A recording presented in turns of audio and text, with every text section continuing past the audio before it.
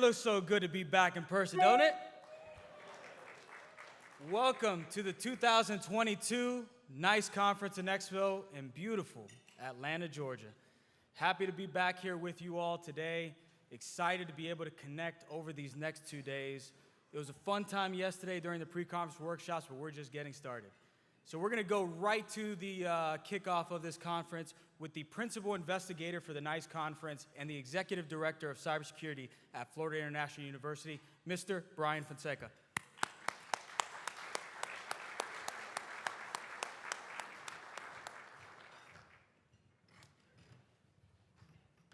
Can I get one round of applause for Randy, who's been so hard at work putting this thing together? I'm probably going to do that again at the end just to sort of get the temperature check, just to see how loud it was now and how loud it is then. No, I want to thank Randy for his exceptional leadership in leading and organizing the execution, the planning and execution of this particular conference. Randy usually introduces me and says, I work for this guy, Brian, and I have to come up here and correct everybody that the reality is I tend to work more for Randy than Randy working for me. But nonetheless, anyway, good morning, ladies and gentlemen. I want to welcome you all to Atlanta for the 12th Annual National Initiative for Cyber Education, and our first back in person since 2019. 2019 seems like a very long time ago, right? Much, much longer than the 2.5 years it was when we last convened in person in Phoenix. And while NICE endured and the conference continued in the virtual space, I felt we were missing something, right? And I'm sure most of your organizations certainly embraced the pivot to virtual. Productivity probably went through the roof. But some of the things we lost was this connectivity, the creativity, the innovation, the culture that we sort of build in these ecosystems that allow us to really innovate and move our organizations forward. And so man, it feels really good to be back in person. So I want to thank all of you for indulging us and being with us here today. I'd like to thank the NICE program leadership, Rodney Peterson, who'll be up here in just a moment, and the NICE team. Sincerely, their dedication to the mission is inspiring and contagious, and we're just grateful that they entrust FIU to support their effort and their vision for the NICE conference series. I'd like to thank our New America partners. I think Mike is out there in the audience. New America has been an incredible partner for us, providing unwavering support in this effort. And I hope you all know that New America is really passionate about confronting the challenges caused by the rapid technological and social change and embracing the opportunities that come from those changes. I'd like to take a moment to recognize our sponsors up here on the screen. Of course, without their support, this would be a much more limited convening, and so we're really grateful for our sponsors, ThriveDX, WGU, and all of the others that chipped in to support the building of this particular program. I'd like to thank the organizing committee and program committee and all those that are here supporting the execution of this initiative. It takes some serious muscle and intellectual might to put a convening like this together, and so we're really grateful for the work that endures all year as we lead up to the NICE convening. And last but not least, I'd like to thank you all for being here. Conferences such as this provide a valuable opportunity for scientists, industry specialists, decision makers to share experiences and find ways to collectively drive towards action. And I'll come back to action in just a moment. I did a quick look through the presentations and the gathering that we have planned over the next few days, and it revealed some exceptional presentations on a wide range of topics. And so I am really grateful for the more than 500 that joined us in person today from academia, industry, government, and NGOs that have committed to sharing their knowledge with us. I'd like to take a quick moment to talk briefly about the importance of this gathering, and perhaps I'll find an opportunity to challenge all of you as we move through the next few days. The title of this conference and this convening is Demystifying Cybersecurity, Integrated Approaches to Developing Career Pathways. And pathways is plural intentional. It's implying that there are multiple pathways to fruitful and meaningful careers in cybersecurity. And I'll share a brief story with you. About 2016, our then president, Mark Rosenberg, called Randy and I to his office. it's never a good thing when the president calls you to your office. One of two things are going to happen. You're in trouble, or you're going to get tasked with more work. Fortunately for us, it was the latter. We got tasked with more work. The president sort of conveyed to us a University 2.0 strategy for FIU, and that was we wanted to build a portfolio of academic program that was both vertical and horizontal. By vertical, it was sort of the progression through the natural, career or academic programming. You start off in, 1,000 level, 2,000 level, 3,000, right? So freshman, sophomore, junior, senior, and it's likely along a particular track. If you're doing computer science or if you're doing business, you're following very different vertical paths to your degree. Well, University 2.0 was supposed to be this idea in which we have vertical, but we also have horizontal. And that is there are competencies that everyone should have. There are competencies that a graduate walking out of tertiary education should embrace despite it not being necessarily linear to their vertical path. And so he sort of put on us this University 2.0, and he said, there's core competencies like emotional intelligence, conflict management, things that we want all students to know, soft skills that we want all students to know as they walk out of the university. And he said, I want to make cyber one of those core competencies for our students. And so he actually charged us, and this is 2016, with building a program that all students walked out with a micro-credential in cybersecurity. We have 57,000 students, so we haven't quite gotten there yet. But we have built programming that embraces students from computer science to history to psychology to business to hospitality management, ensuring that they all have some base competencies in cybersecurity. And so the spirit of that is this idea that the ecosystem of cybersecurity is much longer, much broader, much more expansive than a single vertical pathway to move into a very niche or specific part of the cybersecurity workforce. And so I think the spirit of our convening is that. The spirit of our convening is to build pathways to the cybersecurity workforce, building an ecosystem that is far more expansive in terms of the educational mix that we offer students that allow them to really provide sort of a front line of defense against the rapidly growing threats that you guys are all incredibly familiar with. And so when you look at some of the conference themes like developing lifelong learning ecosystem, right, this is about skilling, building competencies, skilling, reskilling, upskilling. In fact, I think some of the data suggests that more than 30% of cybersecurity professionals today have migrated from different fields. So that tells us that there are ways to do lifelong learning that will continue to support building the cybersecurity workforce ecosystem. Culture is incredibly important. I was at a Target maybe 5 years ago, and my daughter kept swiping the screens on the TVs in the back of the Target. If you're familiar with the Target layout, the TVs in the back, she's swiping the screen. She's 5 years old, and she's getting really frustrated. She's like, "Dad, they're broken." And I said, "No, honey, those are TVs. They're not tablets. You can't swipe them." And she insisted that it was broken. She made me go tell the Target person there that the TV was broken because I couldn't convince her that it was a TV and it was a tablet and didn't quite work that way. And so, ensuring that young people today are growing up truly understanding the power of the technology that they're often holding in their hand is incredibly vital. Hybrid roles for private, public sectors to build competencies, to mitigate the threats, and understanding the impact of emerging technologies and what it's going to do for the securing of cyberspace going forward. Now back over to action as I wrap up. Over the next 2 days, we have an opportunity, maybe rather a responsibility, to move our community beyond conversation towards implementation of real approaches and strategies to mitigate not tomorrow's, but today's cybersecurity threats. And so I challenge our community, this community, to use convenings such as these merely as checkpoints on a longer, more sustained effort to move the cybersecurity education ecosystem forward. This shouldn't be a point of departure every year. This should be a point of convening to ensure that we're on the path to do good and to do the right things. And so I challenge you to use these convenings as these important checkpoints going forward. And so lastly, I know that you're going to have a fruitful and fulfilling and very, very busy a few days over the duration of this conference. And those joining us from out of town, I hope you have an opportunity to see Atlanta, a beautiful city, and we're very well situated to see some amazing things that Atlanta has to offer. I wish all of you incredible success over the next few days, and feel free to reach out to me or anyone on the FIU team to discuss potential collaboration opportunities or just to continue to build network. We're here to continue to support all of your organizations as we continue to move together.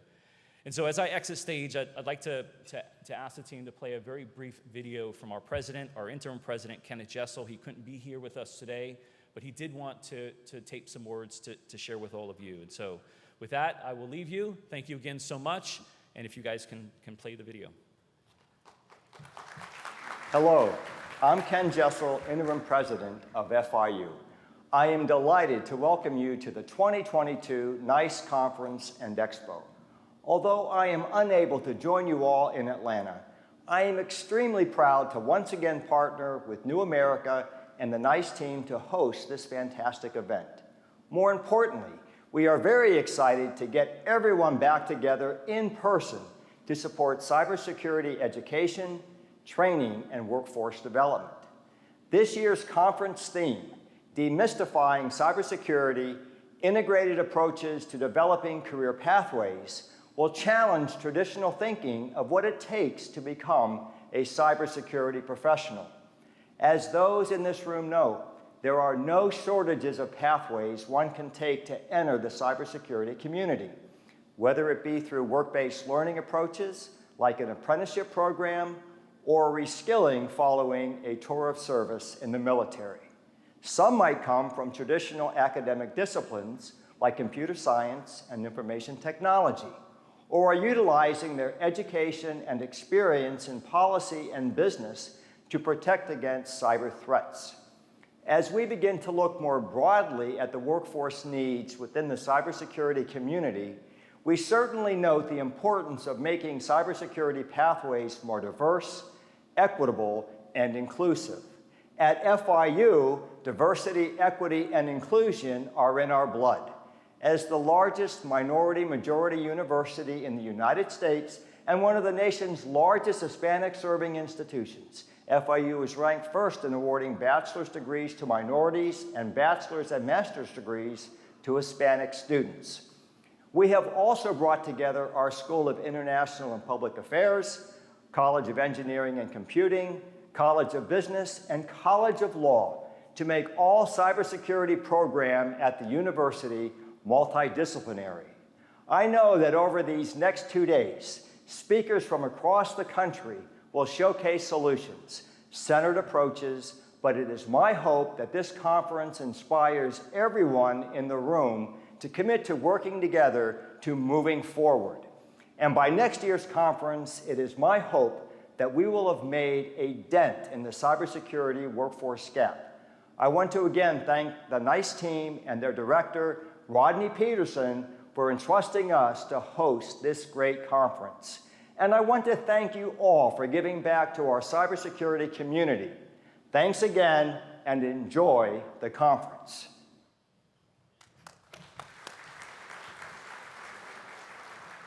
Thank you, Brian. Thank you, President Jessell. Now, this person really needs no introduction to this crowd, but you will think about him a little bit differently in about 30 seconds. So I'd like to welcome to the stage the Director of the National Initiative for Cybersecurity Education, Mr. Rodney Peterson. Yes, together again. Let's hear it for all of you that joined us in person at the first NICE conference in 2 years, and welcome to those joining online as well. It is great to be together again. And as you'll see from our mission statement, the NICE program is in front and center about working together to create this integrated ecosystem of cybersecurity education, training, and workforce together.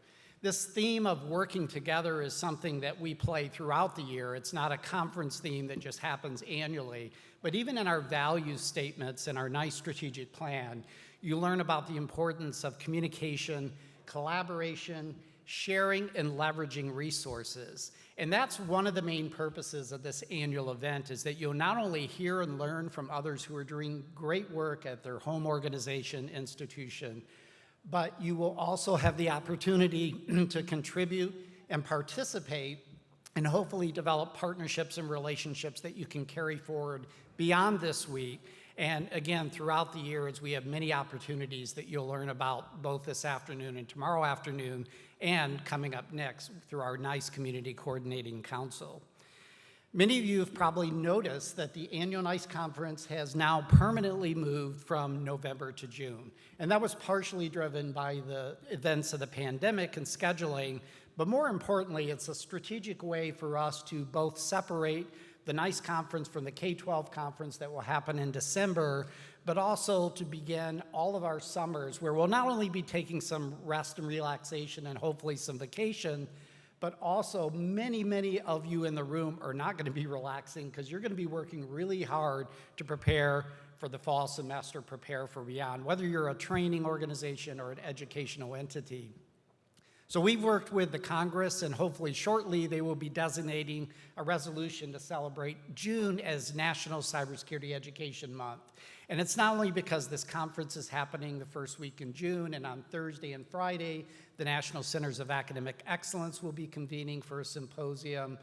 A couple of weeks ago, the Community College Cybersecurity Summit was held in Ohio, and in a couple of weeks, there will also be a focus on the role of community colleges in cybersecurity workforce. We also know that many of you in the room perhaps will be either organizing or speaking or helping at summer camps, Gen Cyber camps, Cyber Patriot camps, many other ways that we engage the next generation of population in the cybersecurity career that's available to them. We also know that our partners at the Cybersecurity Infrastructure and Security Agency, CISA, through their Cybersecurity Education Training and Assistance Program, through their partners, cyber.org, will be having an event in just a couple of weeks to both train and develop the next generation of teachers as well. Department of Education will be doing CyberNet Academies. And I could go on and on. In fact, the resolution does go on and on about all of the great partnerships and relationships, mostly in this case funded by the federal government, but more importantly, implemented and executed by many of you in the room. So we hope that you'll use this month to recognize the important work that is happening across cybersecurity education, both at the federal but also state and local level. And then we are certainly working and challenging our Congress to raise awareness and make sure they provide appropriate support. So as you've already heard, the theme of the conference this year is Demystifying Cybersecurity, integrated approaches to developing career pathways. And a little bit later, you'll be hearing from our planning committee co-chairs as well as meeting some of the members of the planning committee. But this is a very intentional and important and challenging theme for us to address this year and beyond. Cybersecurity is maybe something that all of us in the room know well and dear, but it's not well understood by the public, maybe not understood by your parents or your siblings or your nieces and nephews, but we need to double down our efforts to really demystify cybersecurity.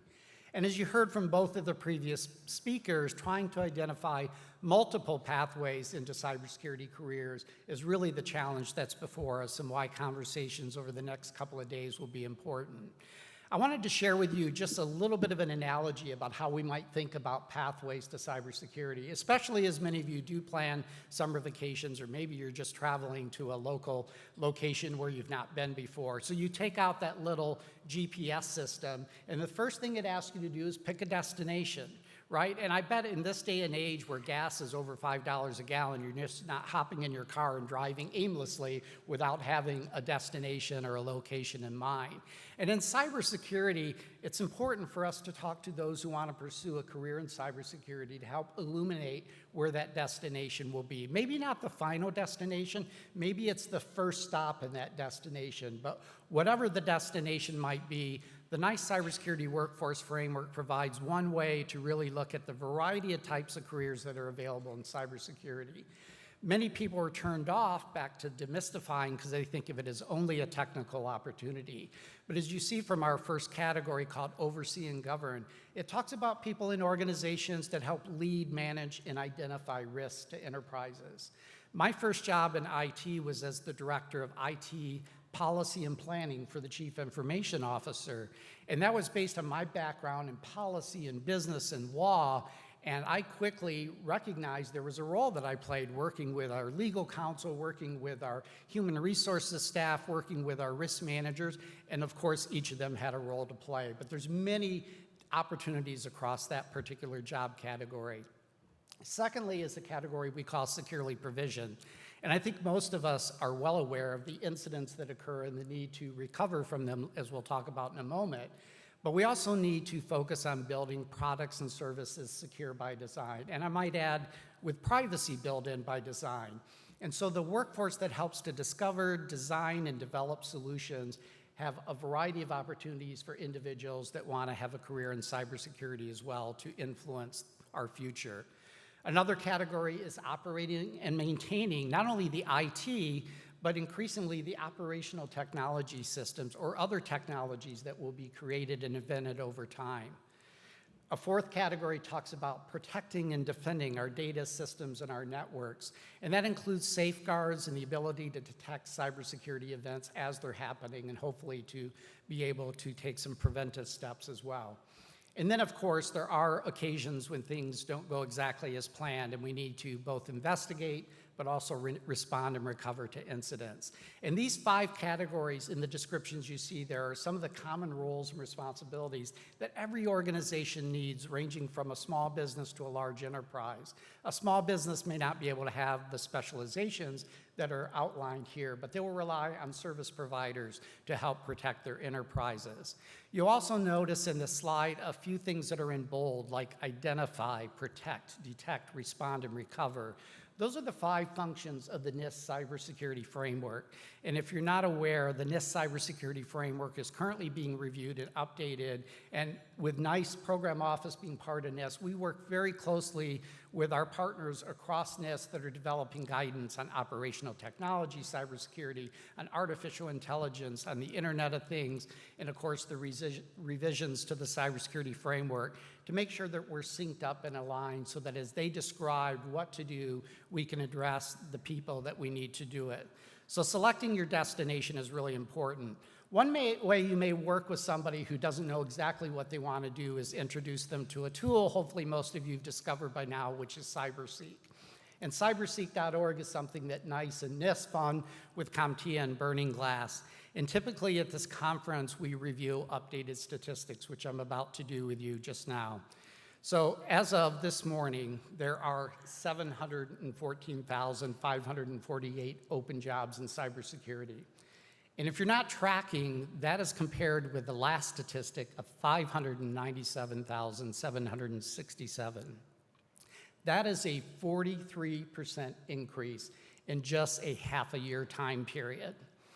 Now, there's lots of reasons and speculation about why that may be the case, but it both stresses the importance of what we do and the urgency of doing this together and getting it right. And so again, throughout the next few days, I hope you can talk to your partners and your peers and learn about ways that we can begin to address this deficit. Now, also at the same time that cybersecurity job openings are increasing, the employed cybersecurity workforce is increasing. So well over 1 million people actively employed in cybersecurity, according to the data that's available today on the website. So if you're talking to a career seeker and you may want to direct them to that destination, you may pull out the career pathway part of CyberSeek and point them to anything, but for example, as a feeder role, one of them is called IT support.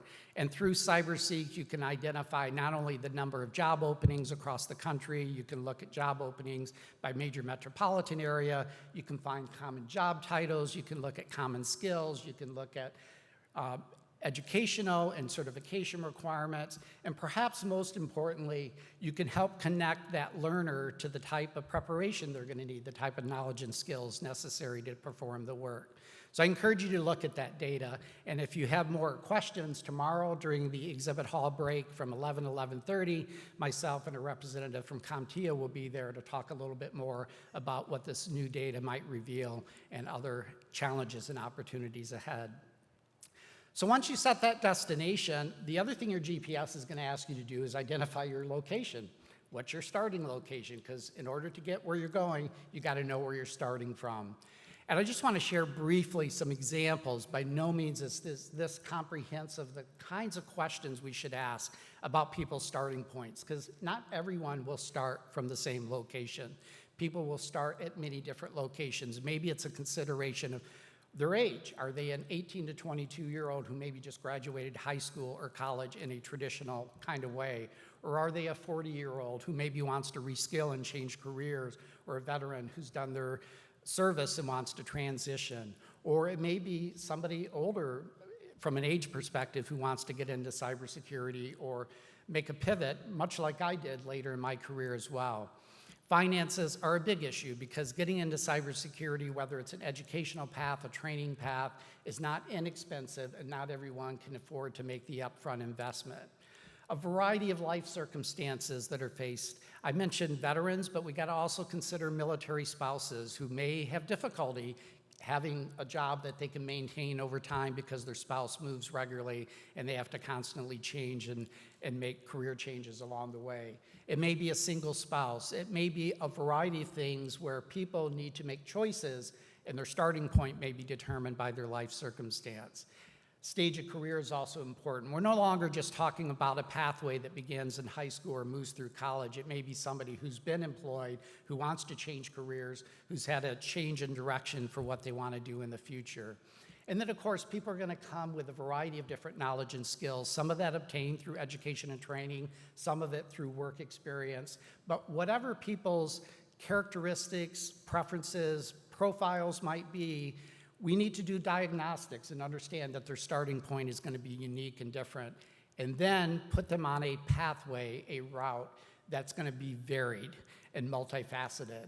This is perhaps the most challenging and important part of the work that we do, that we not only take people's unique circumstances so they can understand their next step, what their next point in their destination might be, but that we can decide which path is best for them. And it may not be the same path for everyone. There may not be a single solution in your community that's going to allow us to address that significant job opening gap that I described earlier. One way that we can do this, that you'll hear quite a bit about at the conference, is through apprenticeships. And I know many of you have learned about apprenticeships and are familiar with maybe programs that you yourself administer. But there is a challenge and an opportunity to expand the number of cybersecurity apprenticeships as one of the pathways for addressing the gaps that we experience.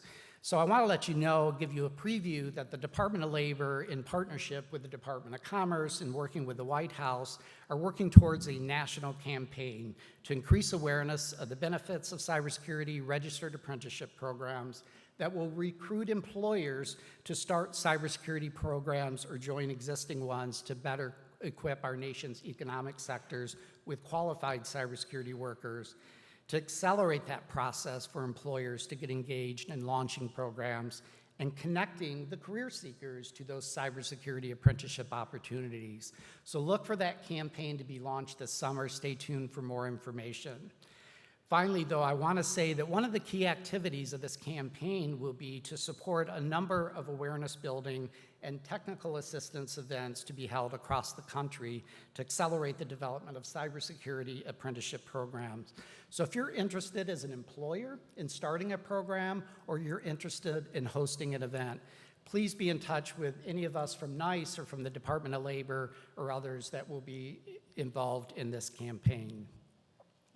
So in summary, with respect to career pathways, there are probably a variety of different ways we can talk about it and summarize it, but I would like us to begin to think about it potentially using that GPS metaphor, where we start with the destination in mind. And I know that's not realistic for everyone, and they're going to change their destinations along the way, but whether they want to take the fastest route, the route with least tolls, the most scenic route, or their transportation is by car or by walking or by bicycle, all those alternative choices that were given on the GPS, that we then determine their location and then design a pathway that meets the unique needs of Americans. I want to quickly just share with you that this is an exciting time for the NICE program office, both because of the work that the White House and we're doing with many of our other partners, but also our Secretary of the Department of Commerce is deeply committed to cybersecurity workforce. In her recent strategic plan, she highlighted NICE significantly, including setting forth some workforce investment principles that apply not only to cybersecurity, but all workforce areas. And as you know, workforce is a topic that permeates our current economic challenges for companies and employers trying to fill workforce needs.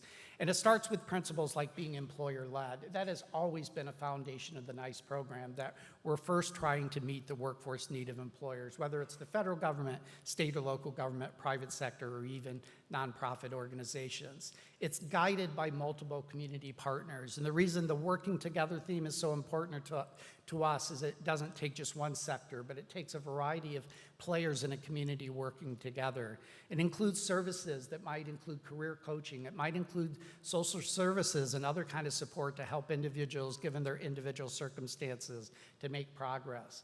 Also, the commitment to diversity, equity, and inclusion that you will hear, again, a continued theme throughout this conference. And then the earn and learn models, such as apprenticeship, need to be prioritized, leading to stackable industry recognized credentials. So the obtaining of credentials is one way that an employee can advance in their career as well as get that career entry opportunity. We must measure and evaluate outcomes, build systems that can be sustained for the long term, because I know a lot of people have a solution that might be the silver bullet solution that solves a problem here and now, but the numbers that we talked about earlier, I expect are going to continue to increase in the near term, and we need to be in this game for the long term.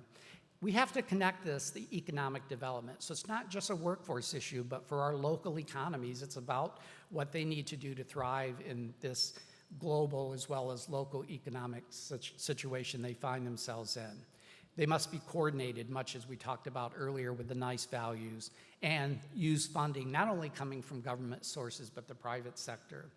So I also want to just quickly tell you that we are expecting in the next year to be launching our RAMPS communities, which we piloted a few years ago. And RAMP stands for Regional Alliances, Multi-Stakeholder Partnerships, Stimulating Cybersecurity Education, Training, and Workforce Development. And these are really designed to get employers at the table to lead local community efforts with multiple partners to advance those diversity, equity, inclusion goals, prioritizing apprenticeships, having measurable outcomes with credentials that can be attained along the way, that will build sustainable systems that are in the local economy and leverage those multiple funding resources. So Congress in 2021 passed an authorization for the Department of Commerce to continue to invest in these RAMPS communities, and we expect through the appropriations bill, both from this year and the following year, to be able to launch that program in the fall. So stay tuned for more information. So a couple things in summary. We talked about our mission earlier, but just as a reminder, we're working together on this vision. This isn't just the vision for the very small number of staff that work at NIST that are part of the NICE program office. We hope you all will join us in preparing, growing, and sustaining a cybersecurity workforce that safeguards and promotes America's national security as well as economic prosperity. And just one final reminder, we are stronger together. So thank you for being at the conference. Look forward to engaging with many of you and look forward to seeing you around online throughout the year. Thank you. Take care.